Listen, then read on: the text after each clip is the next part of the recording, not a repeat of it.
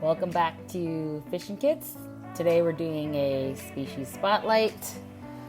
It's of the Goby Pleco, or also called Pitbull Pleco, and I think the scientific name is Parotocinclus Jumbo, or LDA 025. I don't know. I'm not really good at these like Pleco code names and all that, and to be honest, I've never had plecos.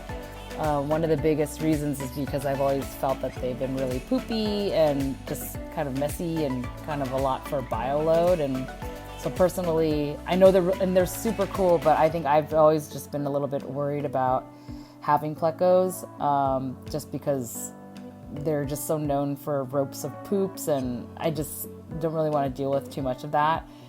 But I found these little guys, and these little Parotocinclus Jumbos. They're I don't know why they're called jumbo. They're like little. These are really small plecos. Like they only get to maybe 2.5 inches maximum. So they're really great for smaller tanks. But because they're more of a social fish, you need at least 3 of them to actually thrive and feel comfortable. Otherwise, they'll just be hiding or burrowing themselves in the sand. So you need at least 3 of them, and I bought 3. I have a 25-gallon tank, and I put them in that tank because I think that's just big enough for 3 of them.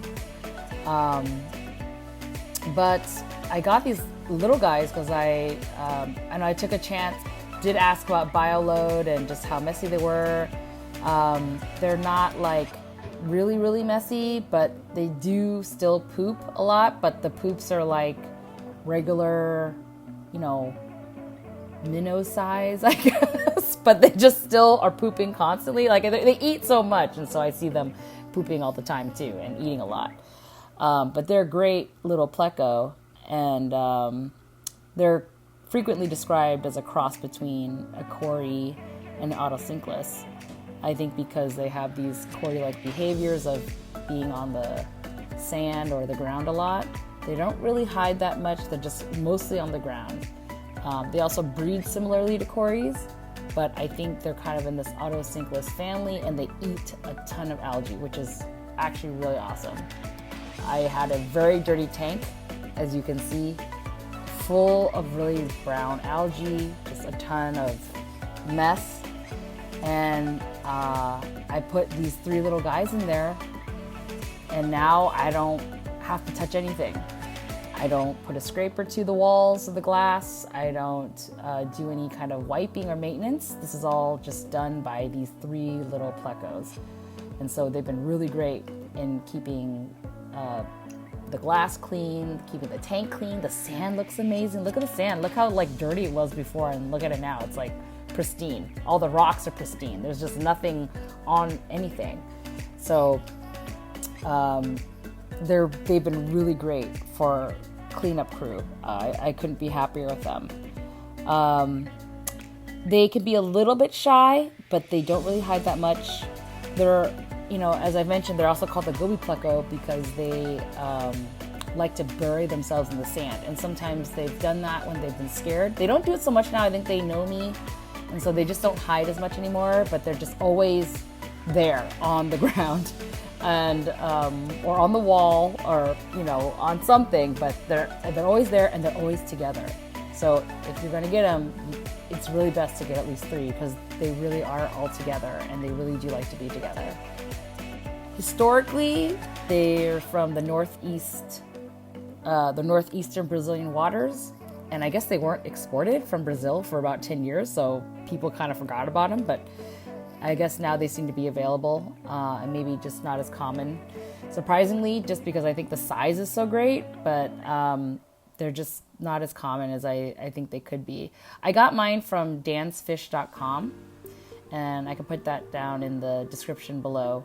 But I got them from dansfish.com. I think they're tank bred and raised, and they're great, like really healthy, hardy, and I couldn't be happier with them. Water parameters, I think they enjoy 68 to 78 degrees. I keep mine around 75 to 76 because of the pork chop rasboras. pH is around 6.8 to 7.8, and I think my water is about 7.2. They also seem to prefer a more moderate current. Diet, like I said, they eat a ton of algae. They're super hard workers, like really great for the tank. They're omnivorous, so they eat both plants and meat. I feed them a combination of sinking wafers, repashy, pellets, and frozen food. This keeps them all very healthy and thriving. I've also had them breed a couple times, which is really awesome. I wasn't expecting that, but they are actually breeding and spawning in the tank, and I think it's due to keeping the water clean and then also feeding them well. But the funny thing is that they're not like like corys. They can smell the food once you put it in, and they all start rolling over to the food. These guys, it's almost like they don't even notice the food. Like they just it's like the food can be right next to them and they don't even go for it. So I think they just sort of take their time with eating. So maybe not put them in with fish that might just be hoarding all the food, just because I would be worried that they might not get any. But I think because they eat so much and just having some food there, it's been helping them a lot. And if they're breeding, I think they're doing pretty well. They're pretty happy. As far as breeding, since we're talking about it, they're very similar to cory cats. As far as like spawning and triggers, like the water changes and cooler water changes. They also get into like a very extreme T pose, and I can probably show a little bit of footage of that. But they're very similar in that regard, where they're triggered by the cold water, and then they get into the T pose. Like corys will put the eggs in their pelvic fins and try to find a place for the eggs. These guys will actually just do the T pose and on the spot, just pop an egg out, or 2 or 3, and just put them on the glass, and that's it. There's not like a whole lot of dance to their spawning. So that's it. I think that's about it that I could talk about for this species spotlight. They're really easy to take care of, very hardy. I haven't had any trouble with them. I think they eat really well. They just clean up the tank. I'm very happy with them. As far as their poops, I think they do. I didn't expect them to be pooping all the time, but I think like plecos do, they just poop all the time. But at least the poops are kind of small and thin, so you can kind of count on that being a little bit more like thin, maybe like rasbora poops or like minnow poops. They're not that thick. It's pretty thin because they're such a small fish. And I think, and I did see this. I don't have any recordings of it, but I had amanos in my tank, and I did swear that I saw them eating all the pleco poop. Because I used to see all this black stuff, and then all of a sudden the black stuff was gone, and I saw the amanos eating it. I don't know. Supposedly they don't eat poop, but I saw them eating the poop. I don't know. So, anyways, great little fish. If you guys ever get a chance, hope you can check them out. They do live a long time. I think I read 15 years. That's a pretty long time. But I think if you're going to be keeping tanks, you'll probably be pretty happy with them. So thanks for listening. Hit me up with a like or subscribe if you enjoyed the content, and I'll talk to you soon.